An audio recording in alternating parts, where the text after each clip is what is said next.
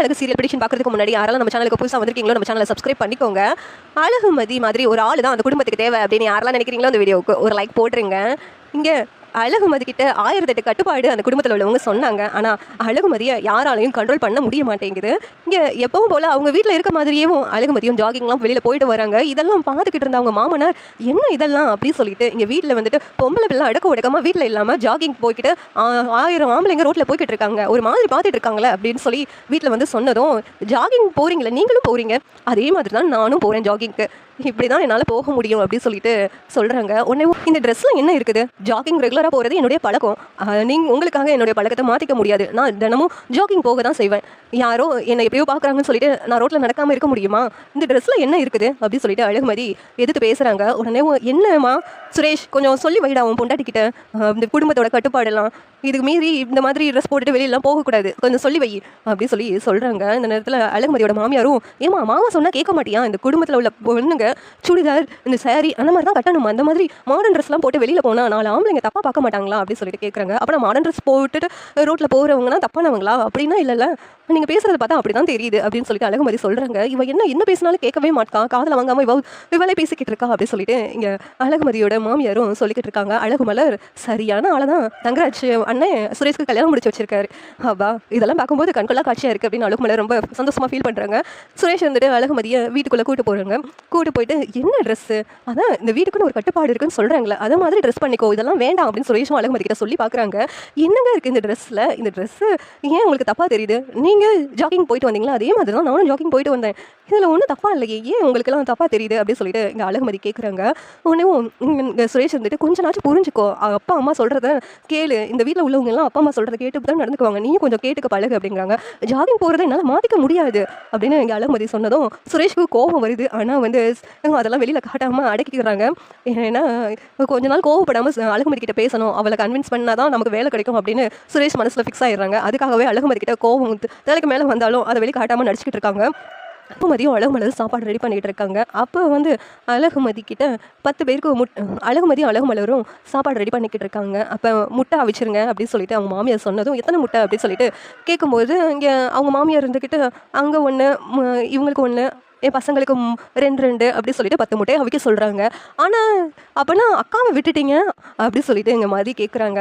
அவளுக்கு எதுக்கு முட்டைலாம், அவள் வீட்டில் தானே உட்காந்துட்டு இருக்கா, அவள் ஓடி ஆடியே வேலை பார்க்குறாளா, என் பையனா போலீஸ் வேலைக்கு போனான், அவனுக்கு உடம்பை வந்து நல்லா வச்சுக்கணும், இன்னொரு பையன் வேலை போயிட்டுருக்கான், இன்னொரு பையன் வேலைக்காக முயற்சி பண்ணிகிட்டு இருக்கான், அந்த பசங்க சாப்பிட்டா தான் நல்லது, ஹெல்த்தியான உள்ளது, இவள் எதுக்கு சாப்பிடணும் முட்டை அப்படின்னு சொல்லிட்டு இங்கே மாமியார் வந்து ரொம்ப ஓவராக பேசிக்கிட்டு இருக்காங்க. உடனே அழகுமதி இருந்துட்டு, அவங்க வேலை செய்யாமல் சும்மா இருக்காங்கன்னு யார் சொன்னா, இந்த வீட்டில் வேலை செய்கிறதே அவங்க தான் சமைக்கட்டில் எல்லா வேலையும் பார்த்துக்கிட்டு இருக்காங்க, அவங்கள போய்ட்டு நீங்கள் சும்மா இருக்காங்கன்னு சொல்கிறீங்க, எப்படிங்க உங்களால் சொல்ல முடியுது அப்படின்னு அழகுமதி சொல்கிறாங்க. உடனேவும் மலர் இத்தனை நாளாக என் மனசில் இருந்த கேள்வியெல்லாம் இவன் வந்து கேட்குறா, சரியான ஆள் தான் அப்படி சொல்லிட்டு மலருக்கு சந்தோஷமாக இருக்குது. உடனே என்னடி உனக்கு வேணும், அவளே முட்டை சாப்பிட மாட்டேன்னு சொல்லுவா, அதுக்கு நீ என்ன என்கிட்ட கேள்வி கேட்குற அப்படின்னு சொல்லி கேட்குறாங்க. உடனே மலர்கிட்ட, அக்கா உங்களுக்கு முட்டை பிடிக்காதா அப்படின்னு கேட்குறாங்க. அப்படின்னா இல்லை அப்படின்னு சொல்லிட்டு மலரும் சொல்கிறாங்க. அக்காவுக்கு பிடிக்காமலாம் இல்லை, பிடிக்கும், ஆனால் இந்த வீட்டில் ஒரு முட்டை சாப்பிட்றதுக்கு கூட அவங்களுக்கு பெர்மிஷன் கொடுக்க வேண்டியதாக இருக்குது, அதனால தான் அவங்களால சாப்பிட முடியல, எல்லாத்துக்கும் காரணம் நீங்கள் தான், இந்த வீட்டில் ஒரு அடிமை மாதிரி நடத்திக்கிட்டு இருக்கீங்க, இதெல்லாம் எனக்கு சுத்தமாக பிடிக்கலைங்க, அவங்க முட்டை சாப்பிட்றதால என்னங்க இருக்குது, என்ன கெட்டு போயிட போகுது, அவங்க உங்களுக்காக வெரைட்டியாக காலையிலேருந்து நைட்டு வரைக்கும் உட்கார கூட டைம் இல்லாமல் நின்றுக்கிட்டே சமைச்சிக்கிட்டு இருக்காங்க, ஆனால் அவங்க முட்டை சாப்பிட்றதுக்கு கூட நீங்கள் தான் பெர்மிஷன் கொடுக்க வேண்டியதாக இருக்குது, என்னங்க இதெல்லாம் அப்படி சொல்லிட்டு அழகுமதி பேசிகிட்டு இருக்காங்க. என்ன விட்டால் ரொம்ப பேசிக்கிட்டே போகிற, எது சொன்னாலும் கேட்கவே மாட்டியா, எது தான் பேசுவியா, என்ன வளர்த்து வச்சுருக்காங்க, முதல்ல ஒழுங்காக ஒரு காஃபி போட தெரியுதா, பேச்சு மட்டும் இங்கே வரைக்கும் நீளுது அப்படி சொல்லிட்டு சொல்கிறாங்க. இங்கே பாருங்கள், இதெல்லாம் உங்களுக்கு தப்பாகவே தெரியலையா, எனக்கு தப்பாக தெரியுது இந்த மாதிரி நீங்கள் பண்ணுறதெல்லாம், ஏங்க இப்படியெல்லாம் நடந்துக்கிட்டு இருக்கீங்க, இதுதான் டொமஸ்டிக் வயலன்ஸ், இந்த மாதிரி பண்ண போய் தான் உங்கள் பையன்கிட்ட நானே கம்ப்ளைண்ட் கொடுக்க போனேன், ஆனால் உங்கள் பையன் கம்ப்ளைண்ட் வாங்காததுனால தான் இவ்வளோ பிரச்சனையும் வந்தது, அதே மாதிரி நீங்கள் பண்ணிக்கிட்டு இருந்தீங்கன்னா நான் என்ன பண்ணுவேன் தெரியாது அப்படின்னு அழகுமதி சொல்கிறாங்க. என்னடி என்ன பண்ணுவேன் அப்படின்னு சொல்லிட்டு அவங்க மாமியார் அழகுமதி கிட்ட கோவப்படுறாங்க. நான் என்ன பண்ணுவேன்னு உங்ககிட்ட தான் சொன்னேன்ல, இந்த மாதிரி வீட்டில் உள்ளவங்களை கொடுமைப்படுத்துறது நல்லது இல்லைங்க, அவங்களும் ஒரு பொண்ணு தான், அவங்க உங்கள் மக மாதிரி பார்க்கலனாலும் மனுஷியாக பாருங்கள், அதை விட்டுட்டு இந்த மாதிரி அவங்கக்கிட்ட நடத்துறது கொஞ்சம் கூட சரியில்லைங்க அப்படின்னு சொல்லிட்டு இங்கே அழகுமதி சொல்கிறாங்க. மலர் இருந்துட்டு, மதி எதுக்கு சண்டை போடுற மாதிரி பேசிக்கிட்டு இருக்கீங்க அப்படி சொல்லிட்டு கேட்குறாங்க. உடனே என்ன பிரச்சனை? என்ன பிரச்சனைம்மா? அப்படின்னு சொல்லிட்டு கேட்குறாங்க. "இங்க பாருடா உன் பொண்டாட்டி என்னலாம் என்ன பேசிக்கிட்டு இருக்கான்னு பாரேன். அங்க மலருக்கு ஒரு முட்டை குடுக்கலையாம். அதுக்காக என்ன போலீஸ்ல கம்ப்ளைண்ட் குடுப்பேன்னு சொல்லிக்கிட்டு இருக்காடா. என்ன தைரியமா இவ பேசிக்கிட்டு இருக்கா? மாப்பிள்ளை இப்படி ஒரு பொண்ண உனக்கு பார்த்து கல்யாணம் பண்ணி உன் வாழ்க்கைய பாழாக்கியிருக்காரு. ஏதாவது ஒரு சின்ன வீட்ல சண்டை வந்தாலும் போலீஸ்ல போய் நிப்பா போலுக்குல. அப்படி ஒரு பொண்ண போய் கல்யாணம் முடிச்சு குடுத்துருக்காரு." அப்படின்னு சொல்லிட்டு இங்க சொல்லிக்கிட்டு இருக்காங்க. உடனே சுரேஷ் வந்துட்டு, "அம்மா கிட்ட என்ன பிரச்சனை பண்ற மதி?" அப்படி சொல்லிட்டு கேட்குறாங்க. "உங்க அம்மா தாங்க என்கிட்ட பிரச்சனை பண்ணிக்கிட்டு இருக்காங்க.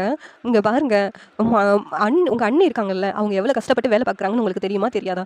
இந்த வீட்ல எவ்வளோ வேலை இருக்குது. அதெல்லாம் அவங்க ஒருத்தவங்க தானே பண்ணிக்கிட்டு இருக்காங்க. இந்த வீட்ல எத்தனை பேர் இருக்கீங்க? அவங்களுக்கு தேவையான சாப்பாடு அதுவும் ஒரு தடவை ஒரே ஒரு மெனுலாம் நீங்க சாப்பிட மாட்டீங்க.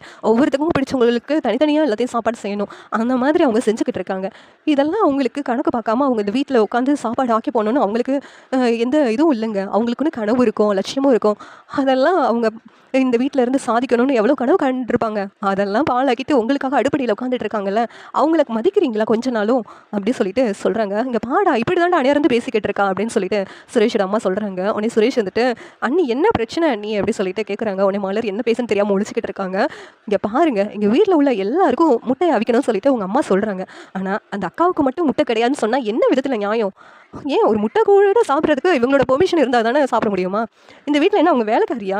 இந்த வீட்ல உள்ளவங்கல ஒருத்தவங்க தானே. அவங்களுக்குன்னு ஒண்ணு சாப்பிட்றதுக்கு கூட டைமும் இல்ல. அவங்க உட்காந்து சாப்பிட்றது கூட நான் அவ்வளவா பார்த்தது கிடையாது. சாப்பிடும்போது கூட நீங்க ஏதாவது வேலை சொல்லி அவங்கள கூப்பிட்டுட்டு இருக்கீங்க. ஒழுங்கா உட்காந்து சாப்பிட கூட மாட்டேங்காங்க. அப்படி இருக்கும்போது நீங்க கொடுமைப்படுத்திக்கிட்டு இருக்கீங்க." அப்படி சொல்லிட்டு இங்க அழகுமதி சொல்றாங்க. "ஏய் விட்டா ரொம்ப பேசுவ போல இருக்க." அப்படின்னு சொல்லிட்டு அழகுமதியை பார்த்துட்டு அவங்க மாமியார் அடிக்க போறாங்க. உடனேவும் இங்க அழகுமதி தடுக்குறாங்க. என்ன நினச்சிக்கிட்டு இருக்கீங்க? இந்த மாதிரி கொடுமைப்படுத்துற வேலைலாம் இருக்கக்கூடாது. உங்க மகள நீங்க எப்படி நடத்துறீங்களோ, அதே மாதிரி மருமகள நடத்தணும்னு பாருங்க. மருமகள மகளா பார்க்க முடியலனாலும் சரி, ஒரு மனுஷியா பார்க்க பழகுங்க. அதுக்காக தான் இதெல்லாம் பேசிக்கிட்டு இருக்கேன்." அப்படின்னு சொல்லிட்டு சொல்றாங்க. உடனே சுரேஷ் வந்துட்டு, "வேண்டாம்மா, எதுக்குமா? அன்னைக்கு ஒரு முட்டை தானே கேட்குறா. அத அவிச்சு குடுக்க சொல்லிருங்க. அவ்வளோதானே. இதுக்கு போய் சண்டை போட்டுட்டு இருக்கீங்கம்மா. எப்பா அவங்க 2 பேருக்கும் சமாளிக்க என்னால முடியலம்மா." அப்படின்னு சொல்லிட்டு சுரேஷ் சொல்றாங்க. "என்னடா இப்பவே அவ பேச்ச கேட்டுட்டு நீ இப்படிலாம் செஞ்சுக்கிட்டு இருக்க? ஏன்டா நான் எனக்கு சப்போர்ட் பண்ண மாட்டியா?" அப்படின்னு சொல்லிட்டு இங்க சுரேஷ் சொல்றாங்க. "அம்மா 2 பேருக்கு நடுவுல நான் தாம்மா மாட்டிக்கிட்டு இருக்கேன். ஒரு முட்டை தானே கேட்குறா. அவங்க அவிச்சு கொடுக்க சொல்லுங்க. அண்ணி உங்களுக்கும் ஒரு முட்டையை அவிச்சுக்கோங்க. அதை விட்டுட்டு இங்கே சண்டை போடாதீங்க ப்ளீஸ். என்னால் முடியலை." அப்படின்னு சுரேஷ் வந்து அவங்க அம்மாவை கூட்டு போயிடுறாங்க. இந்த நேரத்தில் மலர் இருந்துட்டு மதிக்கிட்ட, "என்ன மதி ஒரு முட்டைக்காக இப்படி நீங்கள் ஆர்கியூ பண்ணுறீங்க? இந்த மாதிரிலாம் நான் அத்தைக்கிட்ட பேசினதே இல்லை. எதுக்காக இப்படிலாம் பேசிக்கிட்டு இருக்கீங்க?" அப்படின்னு சொல்லிட்டு கேட்குறாங்க. "ஏங்க உங்களை ஒரு மனுஷிய கூட ட்ரீட் பண்ண மாட்டுக்காங்க, நடத்த மாட்டுக்காங்க. உங்களுக்காக தான் பேசிக்கிட்டு இருக்கீங்க." அப்படின்னு சொல்லிட்டு இங்கே மதி சொல்கிறாங்க. "அதை பற்றி எனக்கு கவலைப்பட்டதே கிடையாது மதி. அப்படியே என்னோட நாட்கள் ஓடி போயிடுச்சு." அப்படி சொல்லிட்டு மலர் சொன்னதும், "உங்களுக்கும் கனவு லட்சியம் இதெல்லாம் கிடையாதாங்க? இங்கே அடுப்படியிலேயே உட்காந்துட்டு இருக்கீங்க." அப்படி சொல்லிட்டு கேட்கும்போது எனக்கும் இருந்துச்சு. கல்யாணம் ஆகிறதுக்கு முன்னாடி நிறைய கனவு லட்சியம்லாம். ஆனால் கல்யாணம் ஆன பிறகு அதெல்லாம் மாறிடுச்சு. எல்லாரோட பொண்ணுங்க வாழ்க்கையில இப்படி தான் இருக்கும்." அப்படின்னு சொல்லிட்டு மலர் சொன்னதும் மதி இருந்துட்டு, "இல்லைங்க உங்களுக்காக நீங்கள் வாழணும். இப்படிலாம் நீங்கள் பண்ணக்கூடாது."